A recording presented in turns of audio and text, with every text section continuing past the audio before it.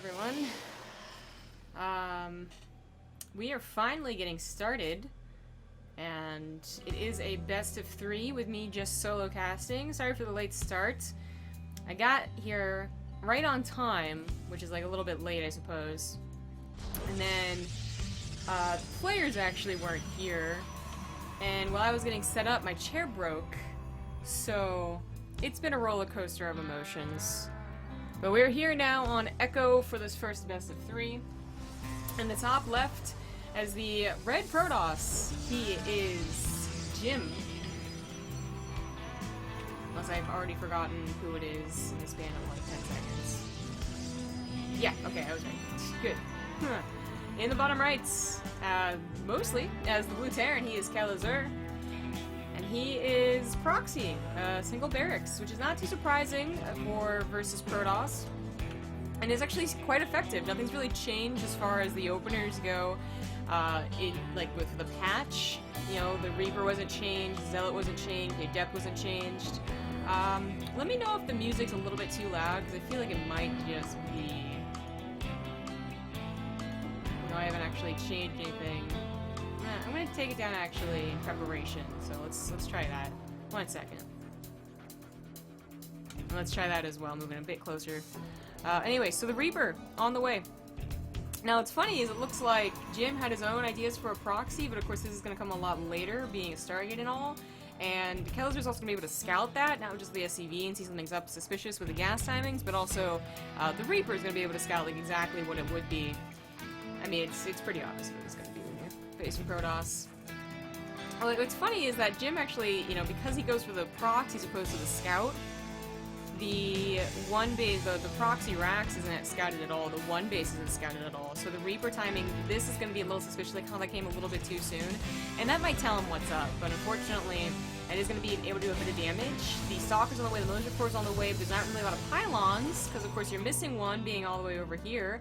Now, Kelazhur should know something is up. You know, you count the pylons, you see the gases, you see no nexus, something is definitely up, but can he actually get anything to defend against that Stargate? It should just be a Widow Mine. Or a Cyclone, I guess a Cyclone actually still works, but that Reaper already killed 3 probes, that's a pretty good opener. Single Zealot actually made its way across the map, didn't expect that. It could have helped out if the wall wasn't already up. More probes might just go down here. I was gonna be suspicious of the Militia Corps, but she actually went back to, or went ahead and tried to go across the map, but you can only do that if there's a probe, and this is a Zealot. Probe's over here. Okay, now, okay, there we go. Now it's going to try and put on the pylons, but Kelazhur should know that this is on its way.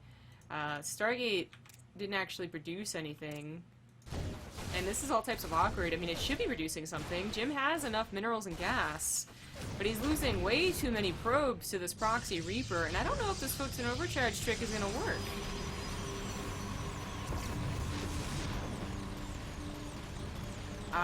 That is going to go down. And the Cyclone, even though it is different in this new patch, is still an effective multi-purpose tool in the early game. It's just a little less effective against that air, so it doesn't actually get to like KO the Oracle should have swooped in. And it's not an Oracle, it's going to be a Void Ray. So I assume what's going to come up here is going to be a one-base bust, but we even have a Proxy Starport. Now that could have bitten Kelazhur in the butt if he really needed a Viking on the home front, but instead he's going to be able to do tons of harassment because the Mothership Core, even if she had enough to recall, if she doesn't do another Proton Overcharge, then the recall will take away the energy to do another Proton. Actually, she probably have enough. But I'm guessing usually going to try and like make this work. Now, thank God Cyclone has more health, because that probably already would have been dead to that Void Ray. SCV's going to try and take on the Stalker. The Cyclone does go down here. But this other Void Ray, I mean, look, it's not the best attack, right, guys? And he is going to die to the Void Ray, unfortunately, but at least the kiting was there for a while. Kelazhur might still lose to a single damn Void Ray.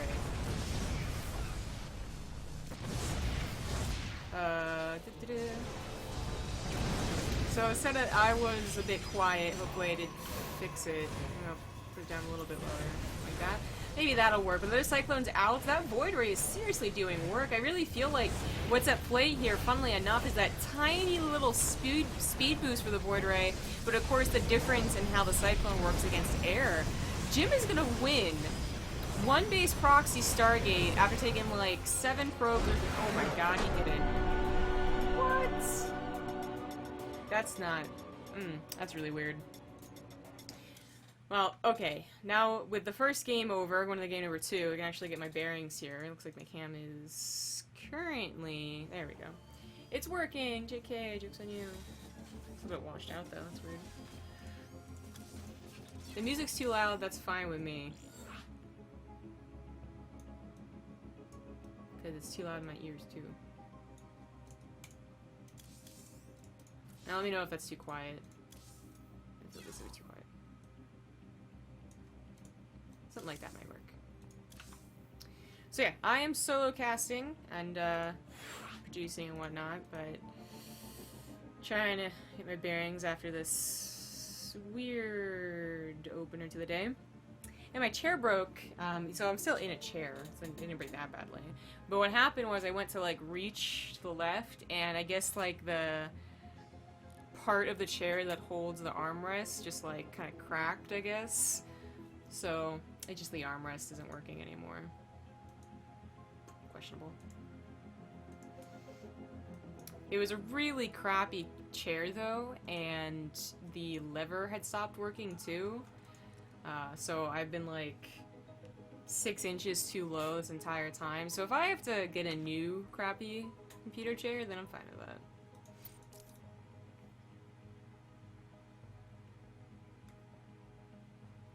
Oh, it looks like a... What? Crank TV is casting as well? Maybe. They haven't actually listed it though. But Alicia's here. And there's the countdown.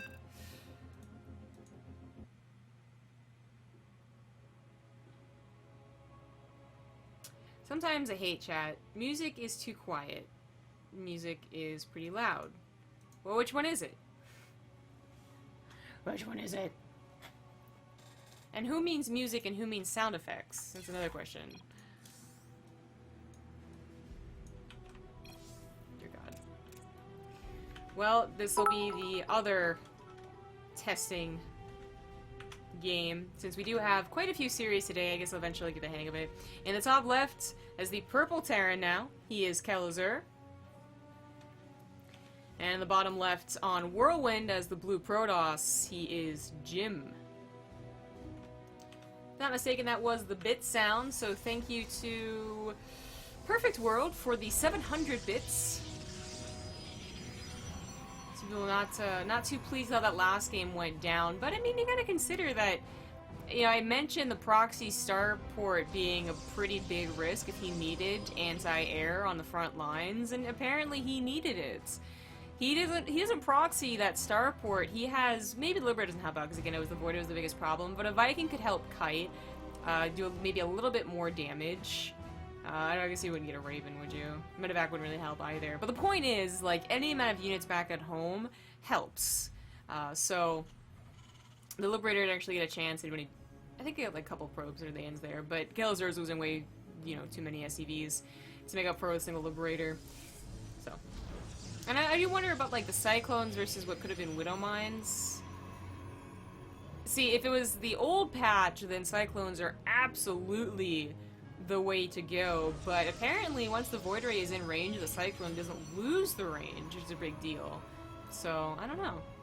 That is a different dynamic, which is kind of unusual, because so far TvP has been the same up until the mid-game, where we were seeing, of course, more Colossus openers, as well as, I guess technically the Adepts reduced vision, but also if tanks come into play. But that's all, you know, like mid-game stuff.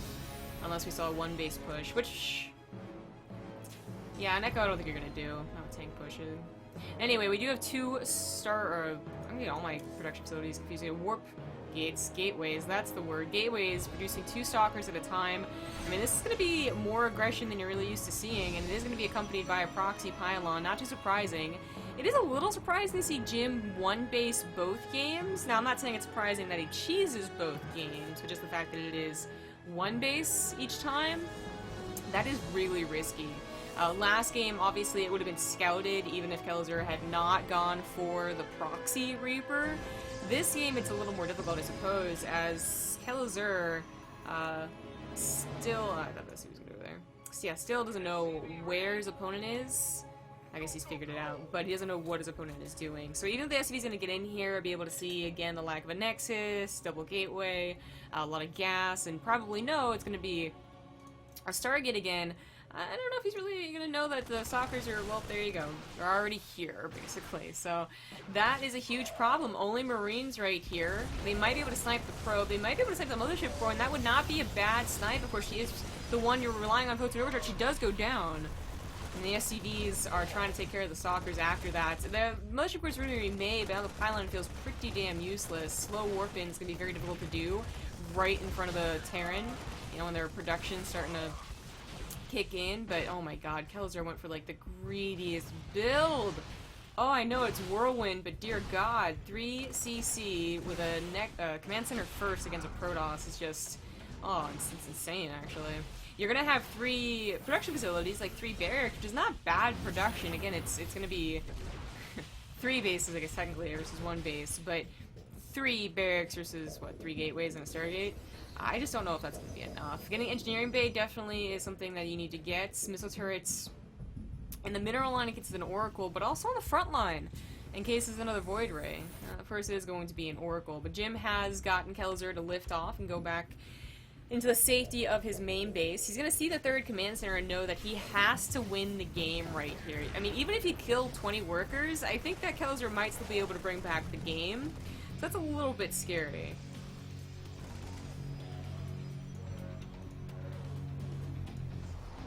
Oracle does not get too much damage done, but the front is trying to be broken. A Zealot goes down.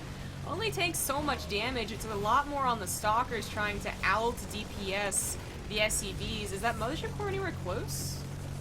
The Palin's... no. She was kind of close, but the Palin's going to go down anyway.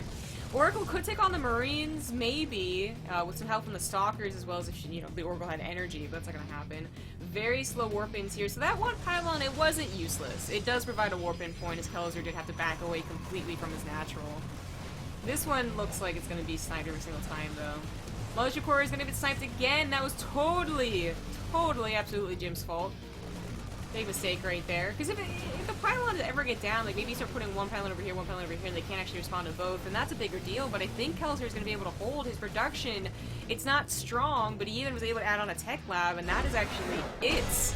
Kelazhur holds a 1-base attack by going for a 3 command center build. Beautiful game so far. I don't know what's really happening, but it's a lot more interesting than other TvPs we've done.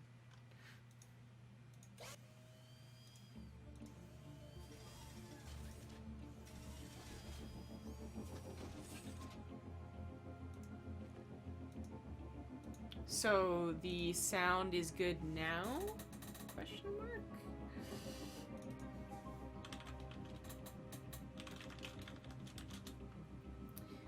Well, that's gonna take us to a game number 3, and I don't know what that game's gonna look like. It's gonna be on Habitation Station. Haven't seen this map. Like, we've done 3 qualifiers, 2 cups on the new patch, I think. I don't remember a single time we saw Habitation Station. That's weird. I mean, I see why people wouldn't want to choose it, but I would be surprised that it's still not, like, chosen at least once. I mean, even Dazzling Station's getting chosen, so... Okay, it looks like the sound is, in fact, good now. We can focus entirely on casting. So, I'm solo casting today's LeiFeng Cup. Rifkin will be solo casting tonight's... Yes. I'm trying to think in terms of other time zones, but to me, tonight's Top Dogs, which has been... It's no longer the finals, it's still the round of 8, because yesterday there was BattleNet difficulties, and we were unable to cast it. It should have been the finish, but it's not.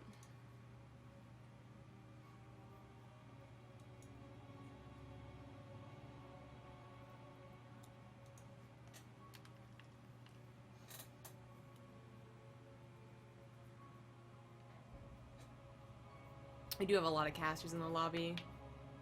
Only some of this delays can be blamed on me. Actually, delays can be blamed on Jim. There we go. Habitation Station. In the top right, it's all tied up. It's the red Protoss, Jim. In the top left, as the blue Terran, he's Kelazhur. And he went for a hella greedy build last game, but the wall really saved his butt. His reaction, you know, was good as well. As good as you can get, basically. He tried to put the bunker up, it did get up, and you just hold the wall against what is fairly light DPS and only stalkers, and I guess you're good to go as long as you have any production whatsoever, which he did have 3 barracks. For Jim, I really think that game could have been very different had he, well, not lost the mothership core, of course, but also didn't allow the bunker to go down. Like, if he doesn't let the wall go down on the main, then you break through, it's probably game over. The slow warp-ins happen, and only, like, Marines are coming out one at a time. But even then, you know, it's 3cc, you really have to kill the Terran when that happens. These are just super weird games. Like, Kelazhur was already just in the weird going for 3cc, but of course Jim responded with a 1 base. Well, it was a response, he just, like, planned on going for a 1 base, and it just turned really weird. But, anyways, I kind of like to say that's an outlier, and I would totally, you know, I would say that for anyone else, but as short as this series has been, what we've learned so far from Jim is that he's a pretty cheesy guy, so I don't know if that's going to be an outlier, as we will see him in later, best of 3s, that's what I was looking for. As the LeiFeng Cup kind of does, like, a round-robin type deal. So we do have 6 matches. Kelazhur, Jim, Dark, and Byun. Byun playing later in the groups.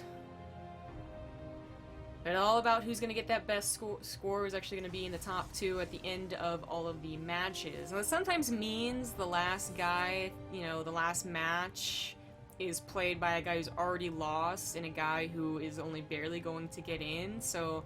But the last time it happened, it was actually still a super interesting best of 3. A guy who was already out, so put up quite a fight. Yeah, so do remember Habitation Station being pretty popular for the Stargate positioning, whether it was 1 base or 2 base, but it's still, like, close by air. And it's not too surprising to see Jim, of course, go for 1 base. This time he does that on a Nexus, so it's not an all-in. Kelazhur went for another 1 base build himself. And should be expanding off of it too, like not an all-in. That first game was really, I don't think any, you know, either of them really planned on all-inning. Sure, it's pretty dedicated to proxy both your barracks and your starport, but I think that their plan was to do damage and then maybe expand. But everything went pretty topsy-turvy, so let's see if any damage is done here. I don't know about the Hellion opener specifically. Sometimes the Hellions can still surprise Protosses, and they're like, what Hellions? I don't know what they do against this thing. But then on Habitation Station, one of the biggest, like, I guess everyone will talk about the gold bases, the general map layout, you know, very condensed on the top, but very large on the bottom. I have always focused more on the ramp dynamic. Habitation Station has, first of all, like a small, like, choke, right? As opposed to some of the other maps that we used to have. But it also is very shallow. Like, the ramp is almost right up against that nexus, so you can't like go up the ramp and then have some room to micro. So I don't know if the Hellen's really gonna be the best option, because for instance, if it's another map, maybe you can literally go up the ramp and kind of skirt around the pylon. This pylon's pretty up against the wall. That's exactly what's gonna try and happen, and the motion core doesn't even react at all. So the probes do have to be pulled. The foot temperatures does go down eventually, but oh, I think the Phoenix went down here. Oh, the Oracle went down. Ooh, and then the Phoenix almost followed. Oh, why the probes? I don't know. That was kind of scary. But there's only 2 Hellions, and they're not going to get too much damage done. This pylon's going to go down, apparently. The Phoenix is not going to sacrifice itself, because I think if it tried to, it wouldn't kill the medevac. I think the medevac's still 2-shot from the Phoenix. And this Marine drop into the main has already done a lot more damage than expected. Technically, Jim has a very good opener against the Marine drop. I guess it's kind of hard to say like it's a very good opener. it can be a very good opener against the Marine drop, because the Oracle can actually just like stay back, have the Stalkers help it, swoop in, kill the Marines. The Phoenix is going to follow up with a medevac, or as Jim was trying to do, you just show the Oracle and the Phoenix, and they're like, well, I guess I can't tango with that, and they just leave. But instead, Kelazhur took the attack and just, you know, the handling attack just distracted Jim that little bit that was the most important bit, and everything just kind of snowballed after that. And once the Marines are all down, you really do need all of your units together as the Protoss player to deal with it. When they're unloading one by one, then that's not too bad. Liberator doesn't get too much follow-up damage, but they get a Stalker and a couple of probes. I would really call Kelazhur's opener a success. And sometimes we really do see the 1-1-1 just completely fail. So, kudos to Kelazhur for making it work. He's down only 7 workers, which really is not bad. And you consider that he's also been muling this entire time. He's got some pretty strong units, so a counterattack would not be able to kill him. You know, the tank, the Cyclones, a bunker is very secure. I don't mind that at all, considering the last 2 games. Even a Viking. Sure, why not? The barracks are now on the way, and we will have stim shortly. Now, Habitation Station does, you know, it's such a short map, natural to natural, or pretty short map, natural to natural, that you could try and push without stim, but it's not quite like Frozen Temple. Like, that Frozen Temple map was one of the best for just abusing the short rush distance and the angles that you can attack into a nexus. Here, you would have to have units on the high ground, but if you got the ledge of the tanks, I think they would shoot the nexus. Well, Jim's already going for a 3rd base, feeling pretty secure after finally dealing with the drop. Phoenix is going to go down for that Viking. Now down to 2 Phoenix. They're not really be able to help out very much. 2 Phoenix is kind of like the most useless amount of Phoenix you can have. But I guess they're better to just keep alive. 3rd to see now on the way. Robotics Bay is a little more interesting. Gonna go for Colossus, which has been the thing to do. Even before the patch, it was becoming the thing to do. But especially with the patch, I think a lot of Protosses are looking towards that splash damage for their problem solving against Zerg, but also against Terran. It's been a while, I feel, since I've seen the mass adept add in the Stalkers later, maybe a couple of Mortals and Storm, or Archons style of Protoss. It's been like a few weeks.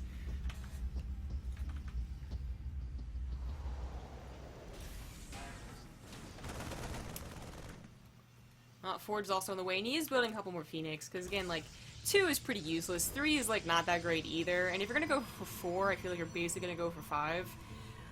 But more than 2, and 5 really is enough for the Terran to see that you still have 5 Phoenix, and to just decide not to try and drop anymore.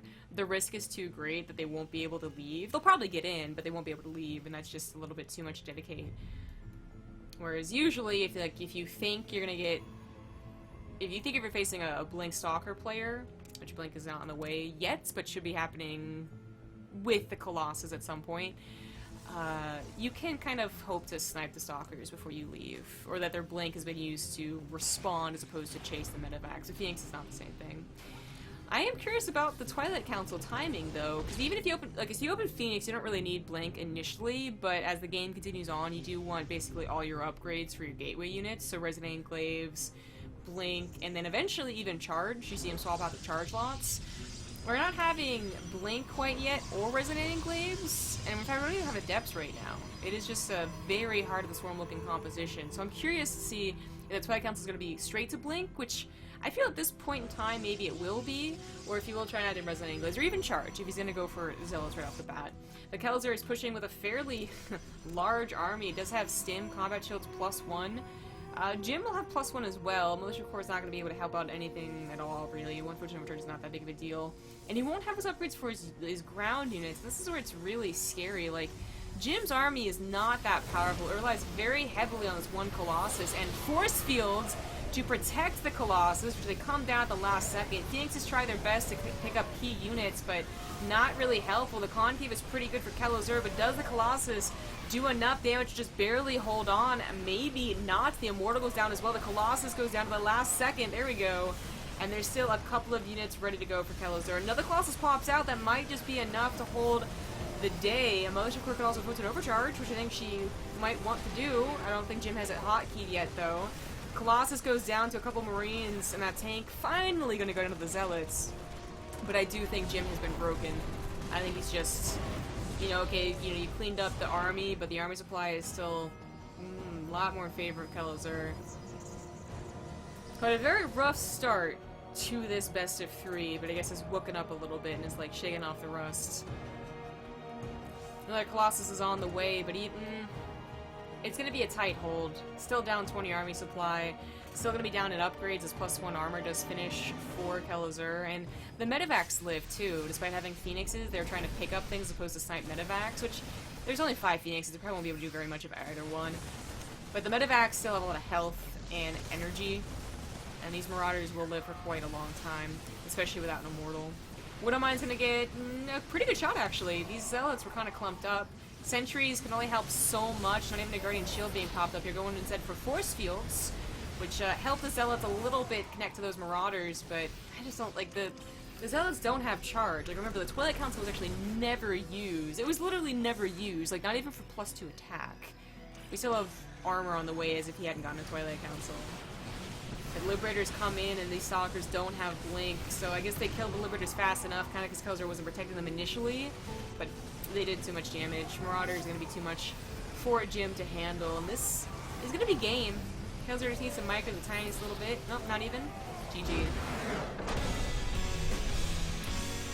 Good game. Kelazhur takes the 2-1 victory and puts a total of, well, actually, so he gets a point on the group board, but map score actually matters too. That can be the deciding factor if you get to those last 2 series and you're not so hot. And then you'll be looking towards map score.